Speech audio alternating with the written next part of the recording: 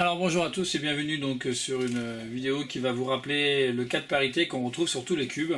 C'est le cas de parité du 4×4, donc celui-ci, et qui va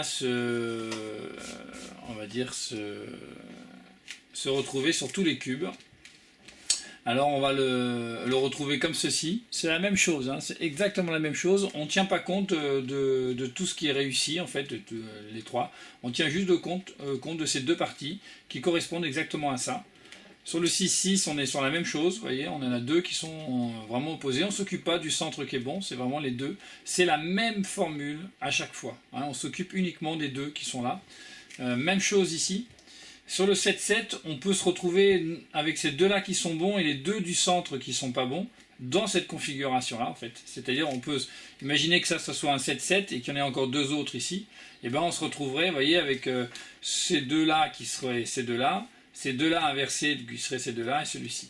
Donc, au 7-7, il y a ce cas-là. Et il y a le même cas où on met les deux là qui sont bons, donc je vous rappelle, et les deux du centre qui ne sont pas bons. Ça correspond exactement au cas du 5-5. Et également au 7-7, on peut se retrouver donc avec le même cas que le 5-5, mais avec une double. Et dans tous les cas, on fait la même formule. Donc elle est notée dans le plus, hein, vous pouvez aller voir le petit plus là de la vidéo.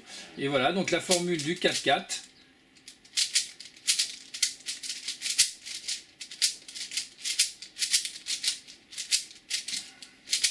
J'essaie de me concentrer parce que quand je parle en même temps sur cette formule, je me gourre à chaque fois. Et ben voilà, si vous la faites au 4-4, vous faites la même chose au 5-5, vous tenez compte que des deux qui sont là, donc vous faites la même chose, la même formule.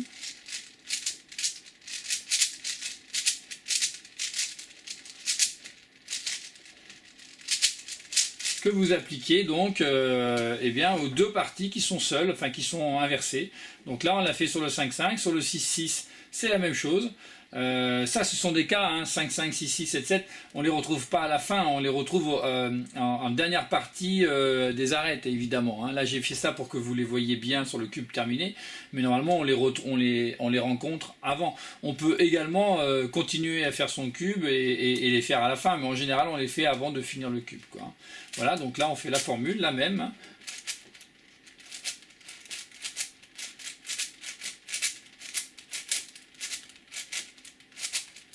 Et donc vous avez votre 6-6 qui est réalisé.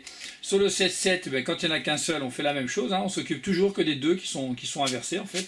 On fait la formule que uniquement sur ces deux parties-là. Donc,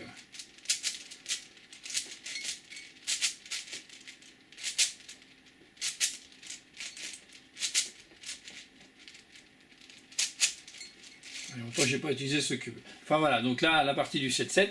Et enfin celui-ci.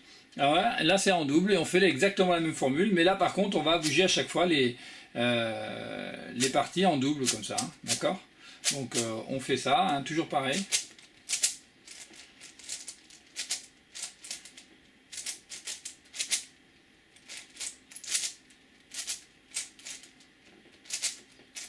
Si vous ne voterez pas comme moi, là, ça va, non ça va, je ne me suis pas voté, et bien tout marche.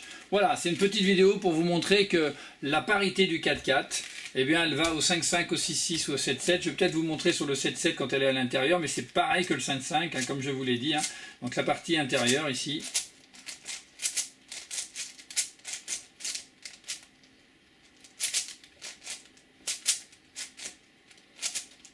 Et là, c'est vraiment comme la partie du 5-5, on se retrouve comme ça. Bah là encore, on applique cette formule là donc au centre. Je vais le refaire une dernière fois. C'est toujours la même chose, c'est uniquement sur les deux parties qui sont pas bonnes, voilà.